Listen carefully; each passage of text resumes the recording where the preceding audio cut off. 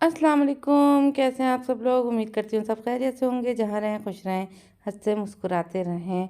और भई रमज़ान की तैयारियों का सेकंड व्लॉग है ये। और तैयारियाँ जो हैं ज़ोरों शोर से जारी हैं।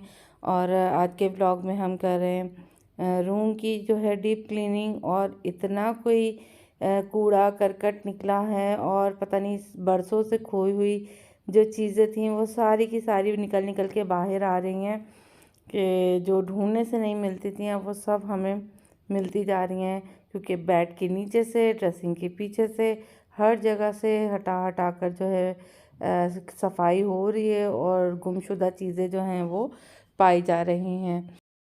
हालांकि हर रूम में जो है मैंने डस्टबिन रखे हुए हैं, ताकि बच्चे जो भी चीज़ें खाएं या टिश्यू यूज़ करें, कोई भी चीज़ है वो डस्टबिन में कचरा डाल दें, और बेड वगैरह के नीचे ना जाए कचरा, क्योंकि सफाई करना बहुत मुश्किल होता है बेड के नीचे से और सोफ़ों के पीछे से।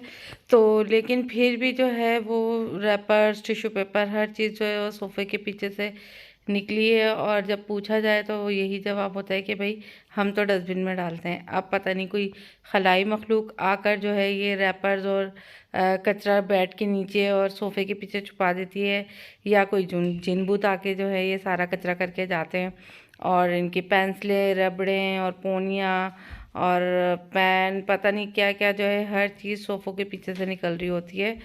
तो बच्चे तो ये सब चीज़ें करते नहीं हैं, इतने मासूम भोले भाले से शरीफ बच्चे हैं हमारे, कि वो ये सब चीज़ें तो कर ही नहीं सकते हैं। इतने सुघड़ हैं, हर चीज़ जगह पे रखते हैं।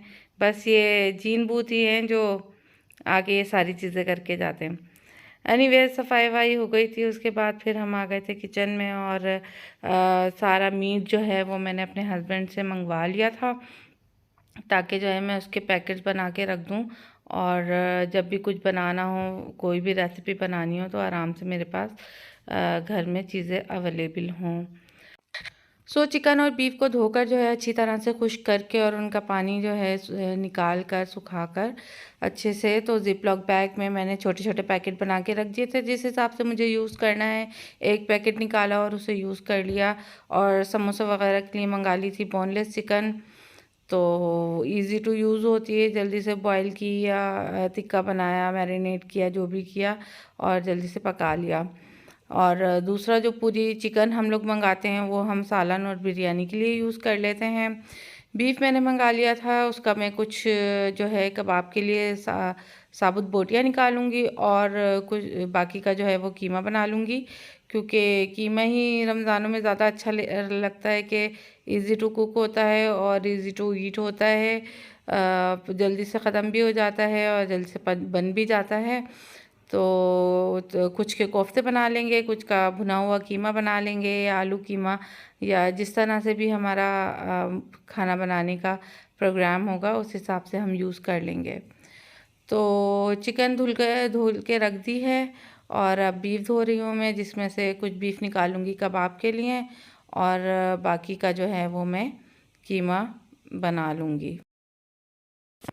अच्छा, जो भी यूज़ करें गोश्त धोने के लिए बर्तन, उसको हाथ के हाथ धो के रख दें, वरना अगर उसमें स्मेल रह जाए तो वो बहुत ही गंदी लगती है, अच्छी नहीं लगती बिल्कुल।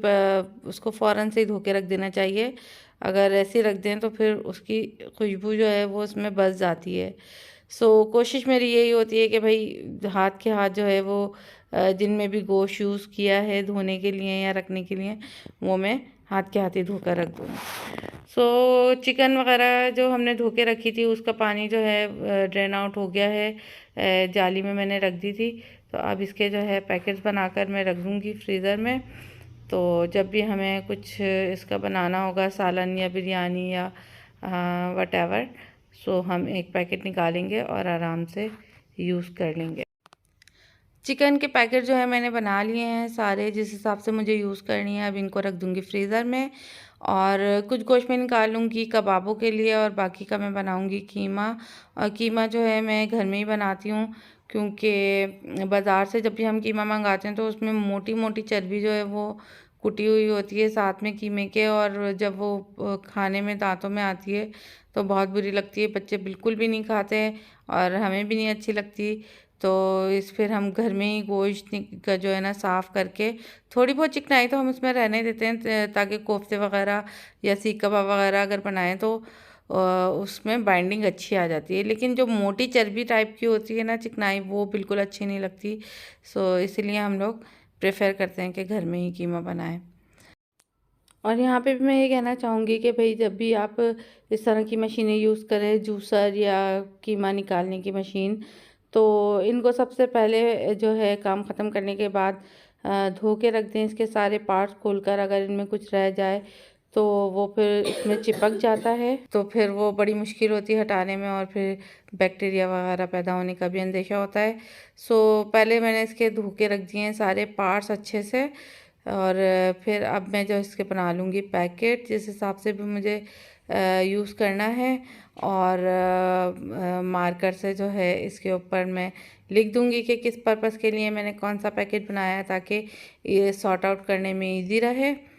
और वरना फिर बंदा कंफ्यूज हो जाता है कि मैंने कौन सा पैकेट किस चीज़ के लिए रखा था, क्योंकि एक ही जैसे हैं सारे।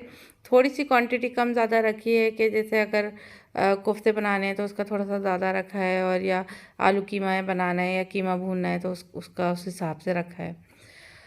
सो क्या अब चढ़ा दूँगी मैं कबाबों का मसाला। सबसे पहले तो हम कबाब ही बना के फ्रीज़र करेंगे, पकाना है जो फूड हम रेडी टू ईट बना रहे हैं रमज़ानों के लिए।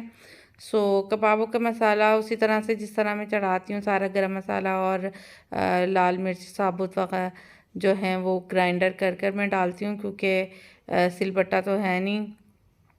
मुझे जो है वो पतीली में मैश करना पड़ता है या फिर वो चॉपर में करना पड़ता है, तो उसमें गरम मसाला अच्छे से पिसता नहीं है, तो इसीलिए मैं सारा कुछ ग्राइंड करके इसमें डाल देती हूँ। और बहुत ही अच्छी खुशबू आ रही है, बहुत ही अच्छा सा इसका टेस्ट आता है, फुल ऑफ फ्लेवर होते हैं कबाब, बहुत अच्छे लगते हैं।